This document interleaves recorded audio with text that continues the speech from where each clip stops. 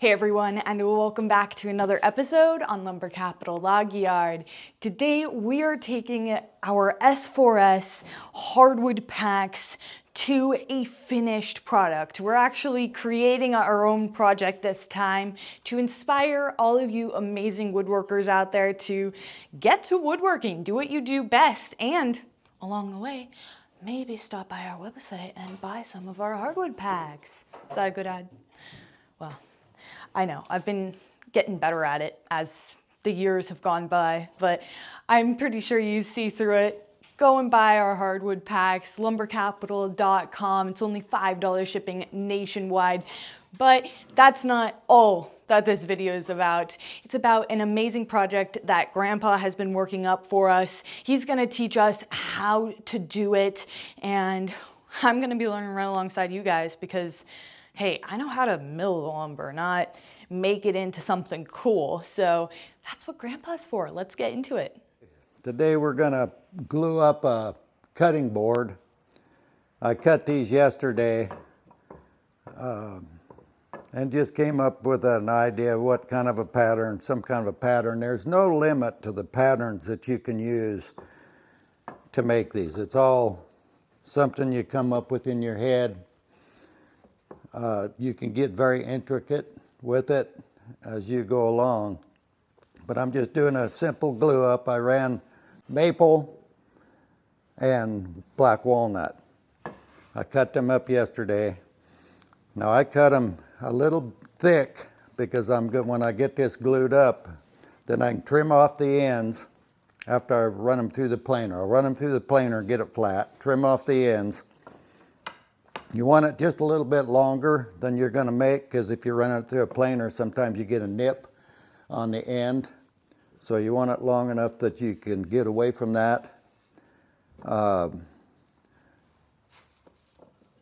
This is the flat grain. This is they come out of One By Material, so I'm using the flat grain. Now you can cut wider pieces if you want. If you want your board to be thicker, take your wide board, cut it a little bit thicker, the thickness you want, and then use the side grain is a really good way to do these. It's a different kind of a grain. It finishes out nice.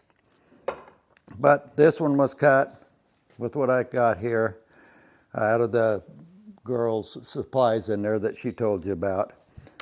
So this is what it's going to be. As soon as I get it glued up, I cut the ends, plane it, cut the ends. At that point, I will take something, and it doesn't have to be anything crazy. I can take a coffee cup that you always have around, because there's always coffee cups. You can set it on the corner. You can round it out the way you want it. You can use bigger, smaller. Use your imagination. As soon as that's done, you can round the edges. You can put a little finger relief underneath there with your molder, the same molder that I used to round the edges. Get a little finger grip underneath there. You can put legs on the bottom of it if you wish. There's just no end to that process. So right now I'm going to go ahead and start gluing this up. Get it set like you want it. Roll one up and start gluing. It doesn't take excessive glue. Too much glue is not good. You don't want to, well, you waste a lot of it, for number one.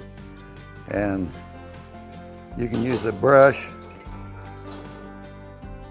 or whatever you have handy to smear this out. Use your finger. If you use your finger, you're going to want to have a wet rag here like I do, so that you got some way to get this stuff off your fingers without picking it off. Roll it up. Do your next one.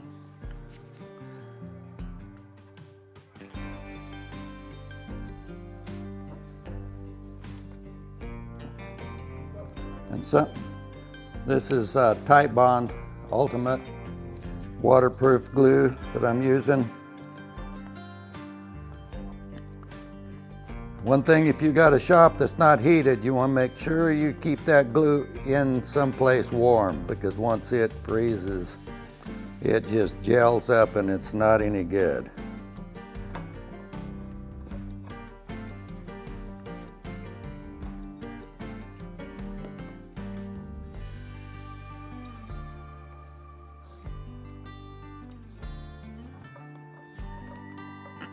As soon as you get it glued up, then you need to clamp it up tight, very tight.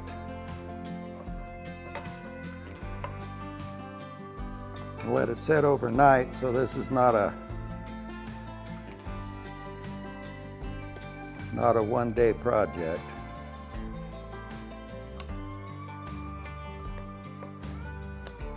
Your wet rag, you can use it for wiping up any squirts out here on the top. You're not going to get the bottom of it, but you can scrape that off.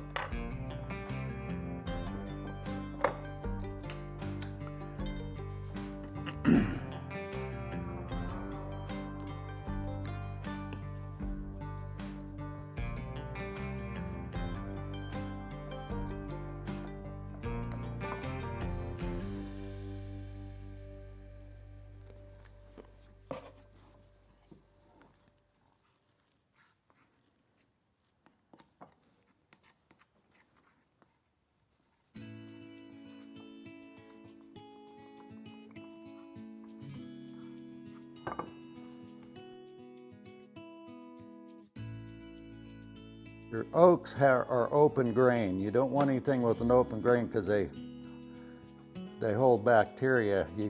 They've always got to be filled before you can finish them, and you don't want to have that kind of a problem to deal with. So maple, walnut, cherry, there's exotics that you can use if you got access to them.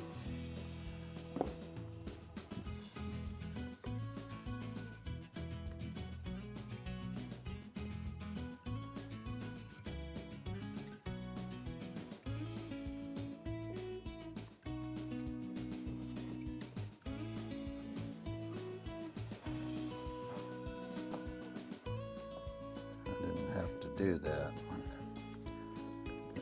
Get some of this off of here. I double glued that one. Okay, now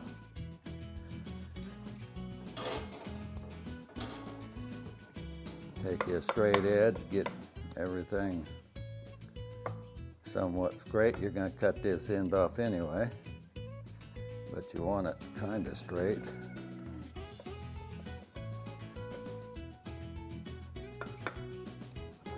Little bit so that it behaves itself.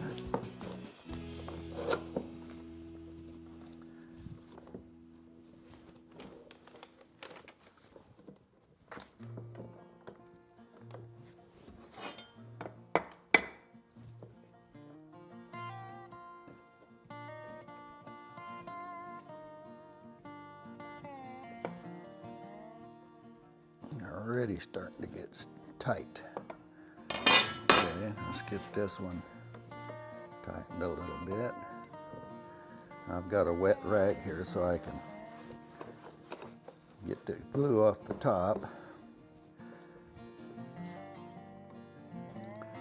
Okay, I'm going to snug that up a little bit, and I'm going to flatten all of these down. I'm going to be running this through a planer, so I can put up with a little bit of that.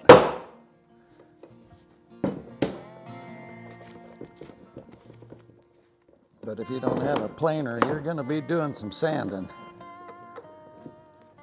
And that makes it a little tougher. Snug that up, get some glue coming out.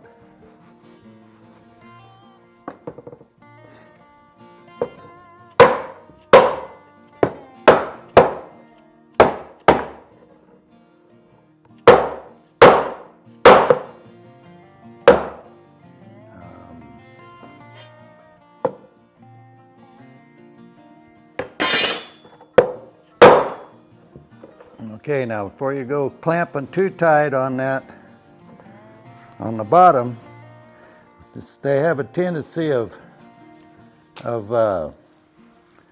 bowing. So you want to make sure you have top and bottom clamps before you start getting it too tight. Work them together so that you get a flat project.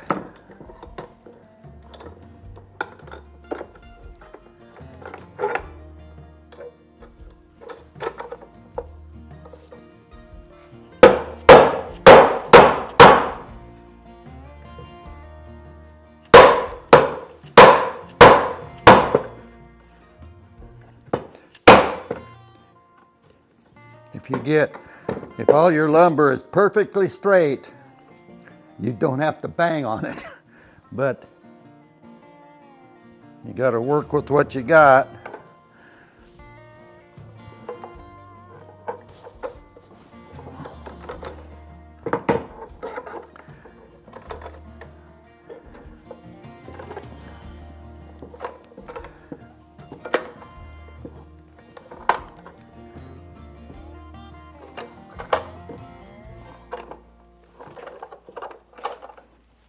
You have to let this set at least overnight.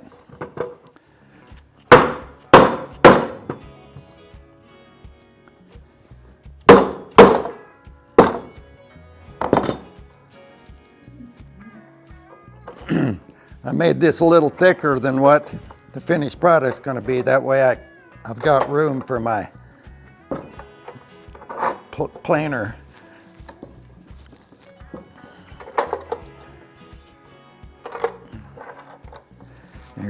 You're not going to get it too tight. You want that glue to be squeezed out of there, all the excess, so you don't have any voids.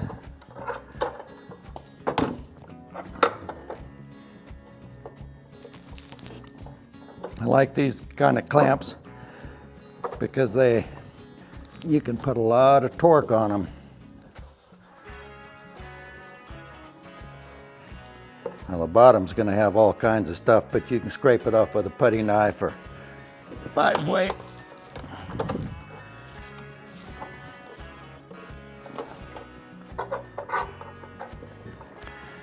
When this is finished, you want to use food grade oils that you can set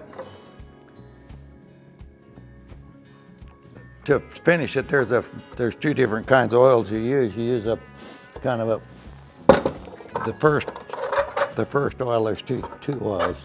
One of them's a finishing oil, and the other one's just to prime it up. That ought to be good enough. That's this stage. Then you just wait until it's dried up, and you should have a good project. Step by step, that's the way it's done. And now there's, like I said, there is no end to the imagination you can use to doing these. And it takes a little practice to see what happens. You can cut them on a 45 and then turn them. You got to have a pretty big blank to do that. It takes a lot of wood. But if you just get creative, and this doesn't look like much now, but when it gets the finish on it, we got some pictures of some that I've done in the past, and they really jump to life when you put you really see the different woods once you put the finish on them. So that's this part of the project. Emerald will show you the next stages, and we'll just continue on till we get it finished. What a great use of a cloudy or rainy day. Jade and I did not want to be outside running the mill today, so we got to spend the day in the wood shop / wood store and got to see Grandpa make a awesome cutting board.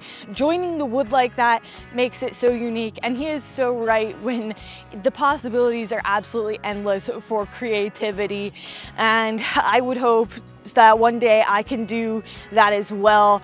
And hey, it's not like I don't have the wood for it. It's free to me. At least that's what the boss says. I feel kind of bad taking a bunch of wood, but he always says, hey, if you want it, take it. And so yeah, I've made myself a couple cutting boards, but I've never joined wood like that before. So you guys will have to stay tuned for part 2, because we have to wait for that thing to dry before we can stick it through the planer. So if you want to see the finished product, stay tuned for the second part of this project. But other than that, I hope that you guys enjoyed today's video. If this inspired you and you need a wood supplier, make sure to check out our website, lumbercapital.com. Like I said, it's $5 shipping nationwide, and we have lots of options to choose from, all S4S top-notch, top-quality lumber. So other than that, I hope that you guys enjoyed, and I'll see you back here next time. Bye.